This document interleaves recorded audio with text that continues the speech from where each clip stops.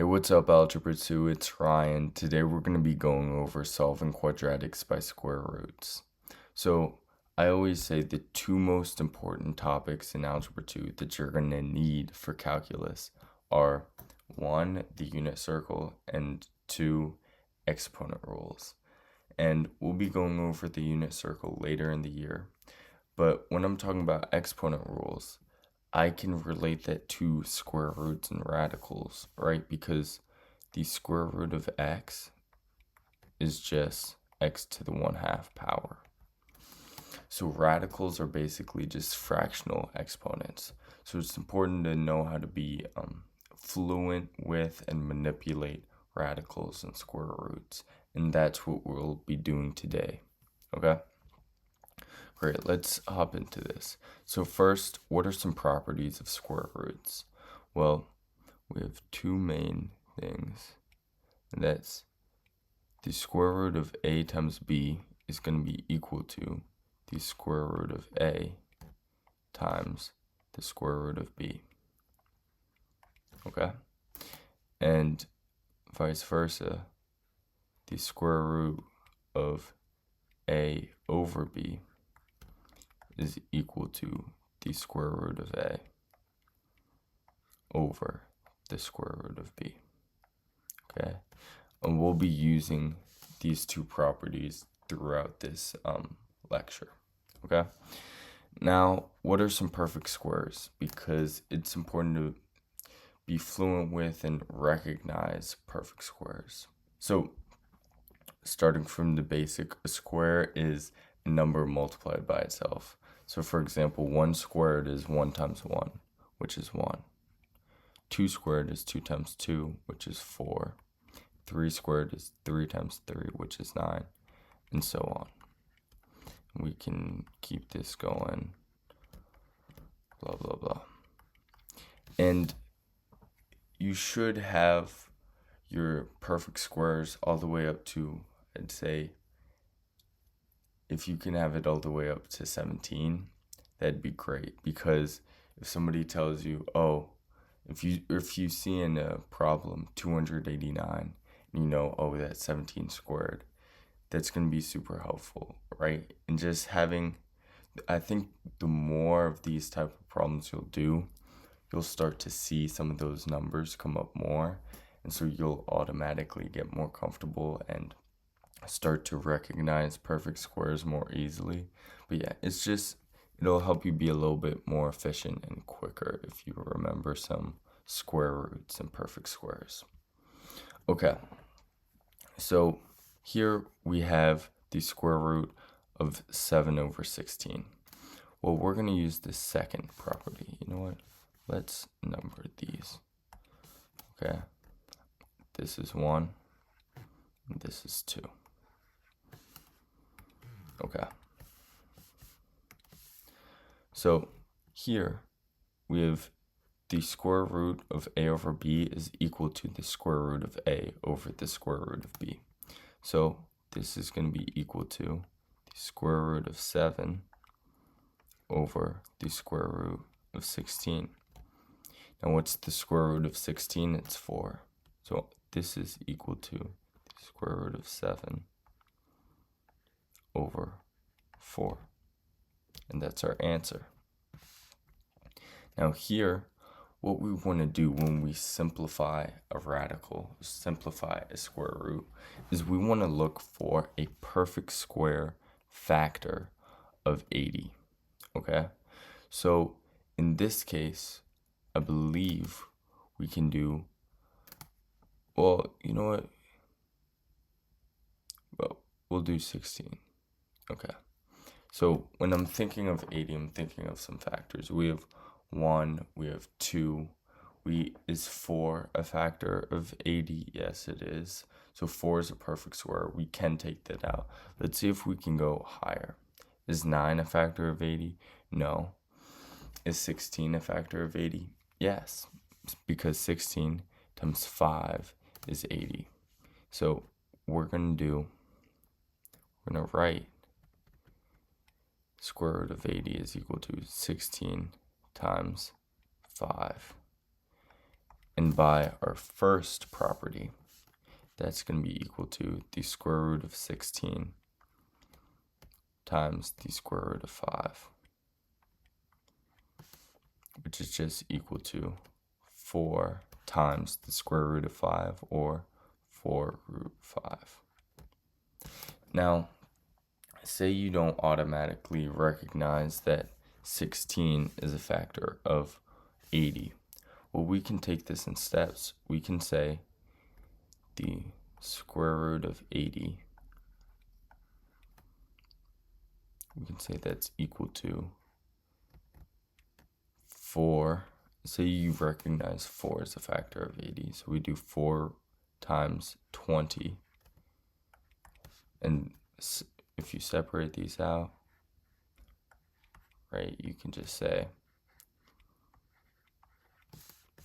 that's equal to 2 root 20. And then you'd simplify 20. So you'd say 2 times the square root of 4 times the square root of 5.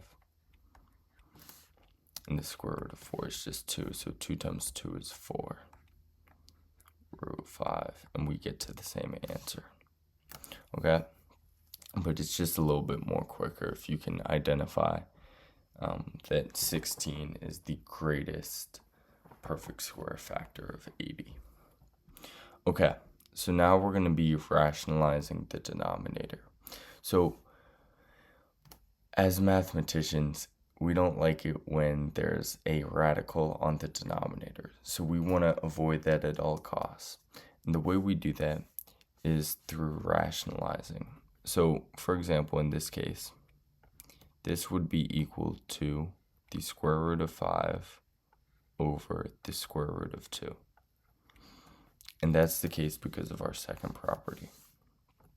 Okay, so now what I'm going to do is I want to get rid of this square root. And the way we do that is by multiplying by this exact number.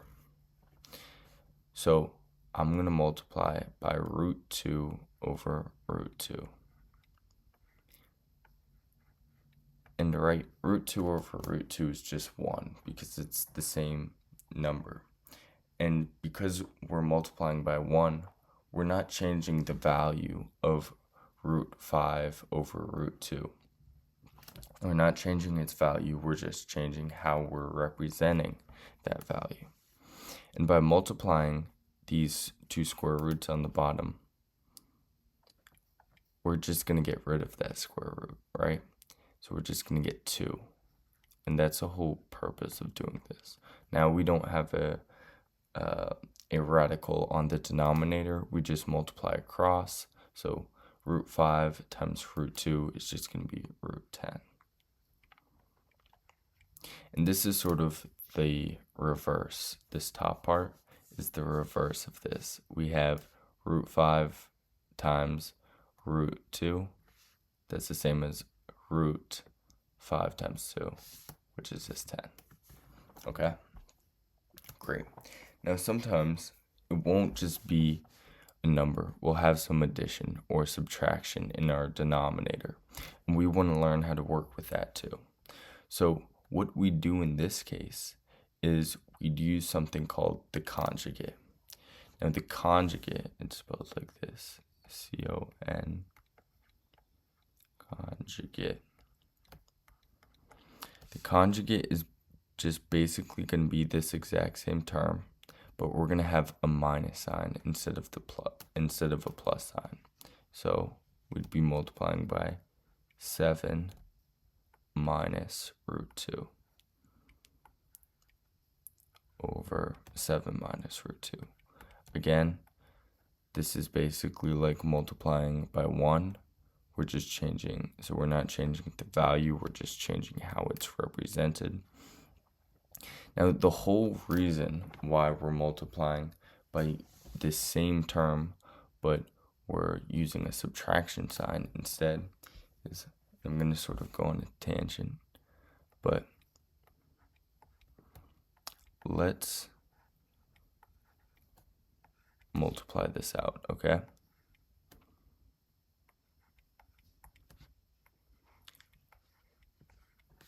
we're first going to do 7 times 7.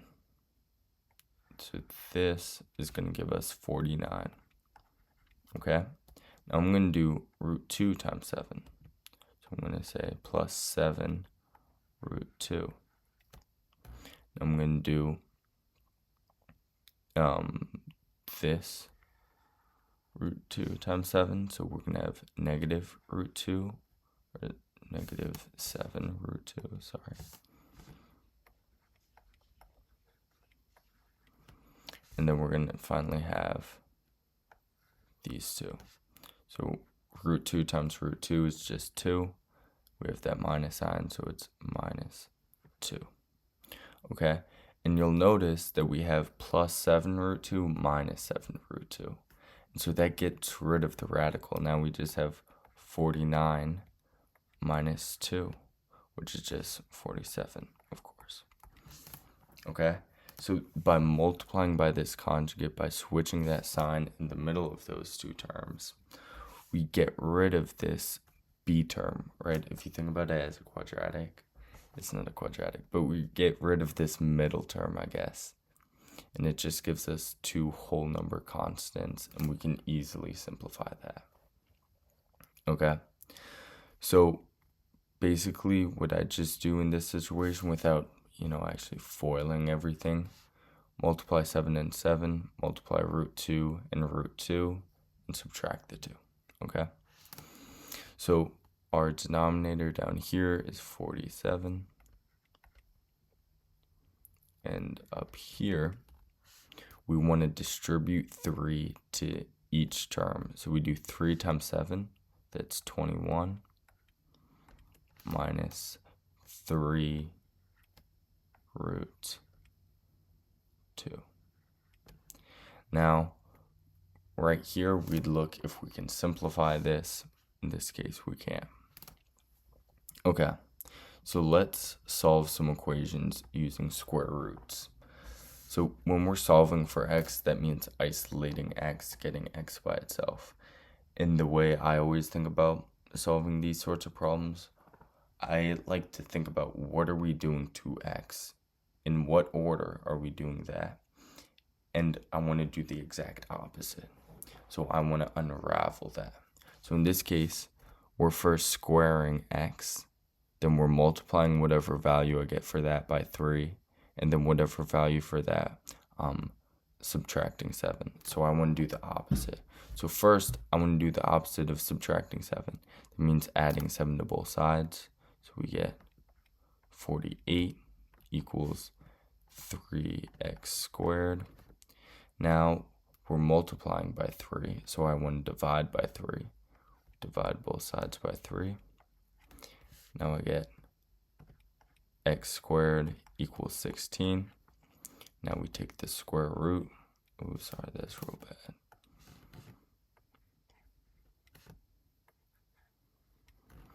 And so we get x equals the square root of 16 is 4. But one thing you should be mindful of is that when we're taking square roots, in this case, it's going to be plus or minus. Because technically, negative 4 squared is going to be 16. So we need to be mindful of that plus or minus. Okay? Great. Okay, so now we have an object dropped from a height of 200 feet that falls toward the ground, has an equation of h of t equals negative 16t squared plus 200. Find how many seconds it takes for the object to hit the ground. Okay, so we're talking about when the object hits the ground here. And in that case, what's its height when it hits the ground? 0. So I'm going to substitute our height, which is h of t, to be 0. 0 equals negative 16t squared. And then we isolate t by doing the exact opposite, by unraveling it. So we're going to move the 200 over here. And we have negatives on both sides, so I can sort of cancel those out. Multiply by -1 to make those positive. Now I'm going to divide by 16. 200 divided by 16 is going to be 12.5, so we're going to divide by 16. And we get 12.5 equals t squared. We take the square root of both sides, and we get the square root of 12.5 to be about 3.536. Okay, now in this case, you might ask, hey Ryan, up here you put the plus or minus, right? Because the square root of 16 is plus or minus 4. That should be the same for the square root of 12.5.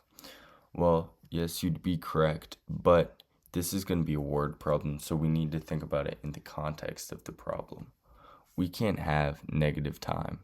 We can't go back to negative, so we know it's only going to be positive. Okay? Perfect. So that is how we would solve that problem. Here, let's just solve this real quick. We first want to move 2 over to the other side, so we subtract 2, we get 7.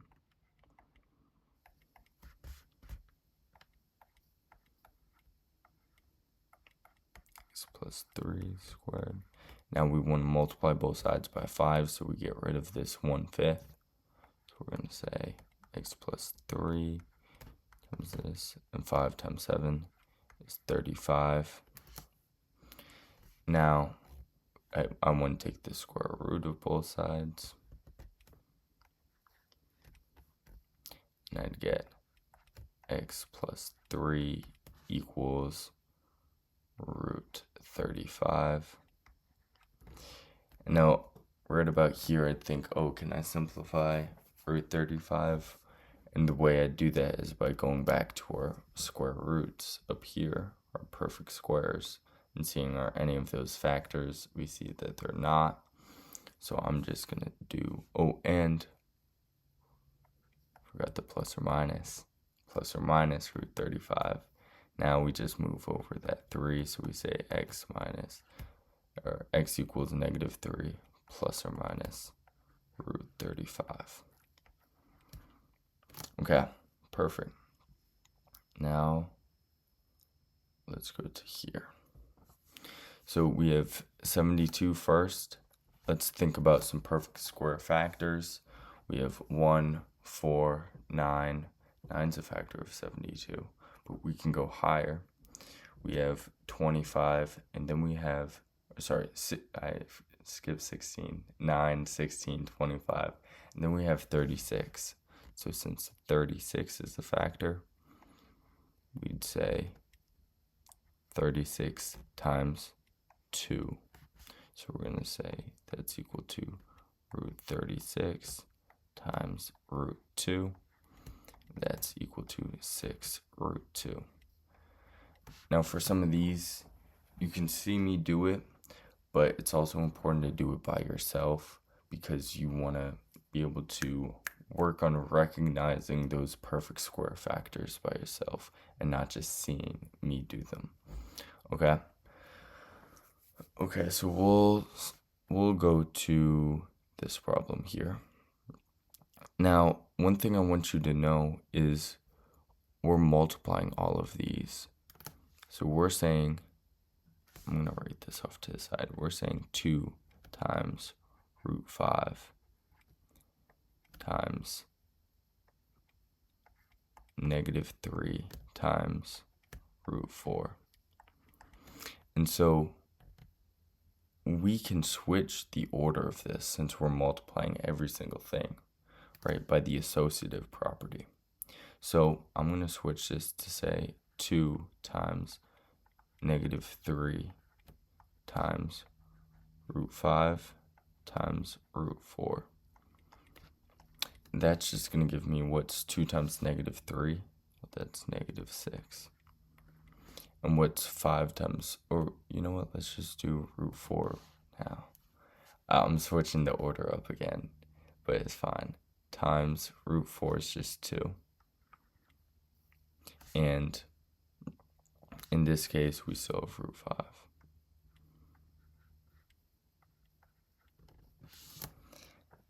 And here, we'd multiply -6 and 2, and we get -12 root 5. Here, one thing I will say is we have, in both of these problems, we're taking the square root of something. So we're taking the square root of 36, and we're getting 6, or the square root of 4, and we're getting 2. And you may ask, why are we not putting plus or minus? Well, in this case, I'm not going to put plus or minus because it's an expression. I feel like if it's an equation like this, where we have values, or we're setting something equal to another value, I'd put the plus or minus. But in this case, when we're just doing an expression, I personally would not put a plus or minus. But I would probably ask your teacher on the specifics of that, what they want you to do, because that might vary from teacher to teacher. Okay, let's do number 5. Now here I'm going to separate everything, so I'm going to say root 200 times root p squared. Now root 200 I can separate into root 100 times root 2 times root p squared. Now 100, the square root of 100 is just 10, and I'm going to switch up the order.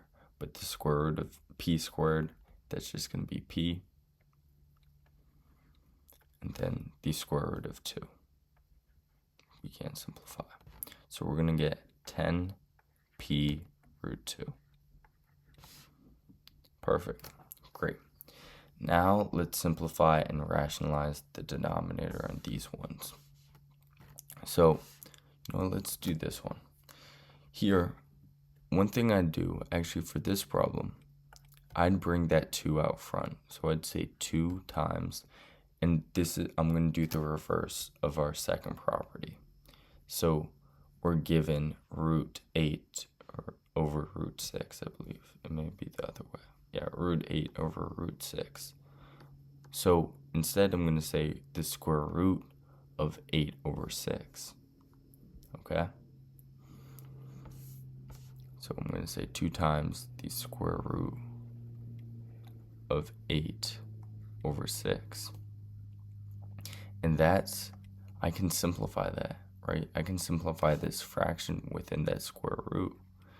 So I can simplify that to root 4 over 3. Okay?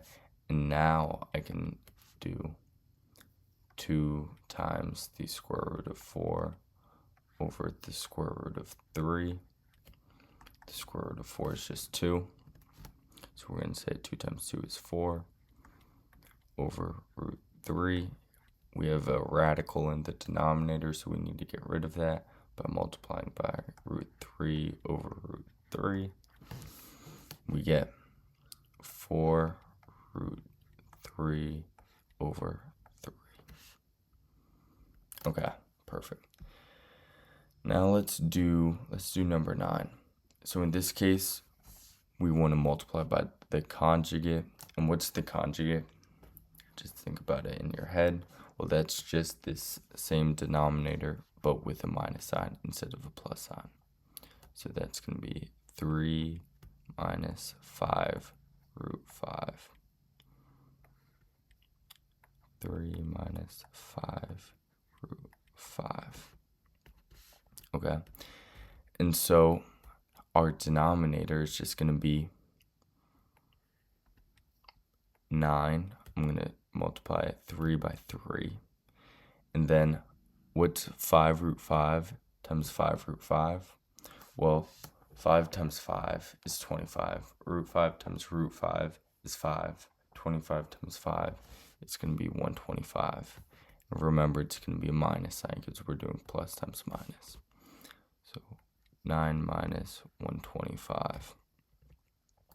In the top, we're just going to distribute that 3. So we're going to have 3 times 3, which is 9, minus 3 times 5, root 5, which is just going to be 15 root 5. Okay, and then 9 minus 125, that's just going to give us negative 116.